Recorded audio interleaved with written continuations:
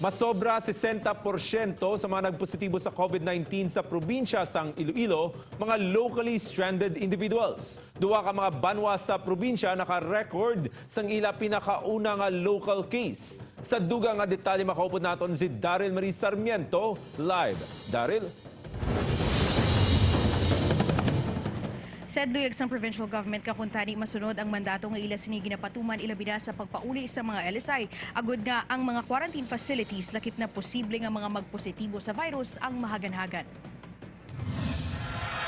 Apisa sang ginpagawa nga executive order ni Governor Arthur Defensor Jr. na tuhoy sa paglimita sa mga nagpauli nga LSI sa probinsya kada semana. May ara sa gihapon nga nag-abot kang wala sang koordinasyon sa LGU. Sunod sa provincial government ang pagdagsa sang LSI ang palasanon hindi lang sang Kapitolyo kundi ilabi na sa mga banwa nga nagabaton. Sa datos sang Iloilo Provincial Government, 5,679 na ang mga LSI nga nakapauli sa probinsya umpisa Mayo, 212 sa ilang nagpositibo. Amo na tani ang resolution dira nga by regulation, no, by batches.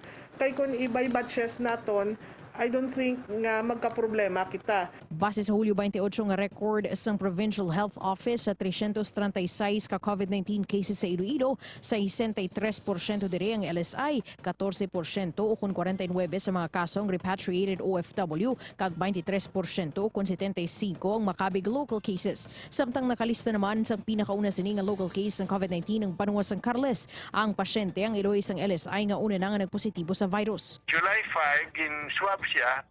Tugahapon na nagba ang resulta nga positive siya. Okay. So fully recovered man siya kag wala man siyang symptoms. Sa press release naman nga ginpagawa sang Barotac Viejo LGU, isa ka frontliner sang banwa ang nagpositibo sa COVID-19. Siya si WV patient 1129, 48 anyos. Padayon karon ang contact tracing sa banwa kag nagapabilin sa quarantine facility ang nagpositibo nga frontliner.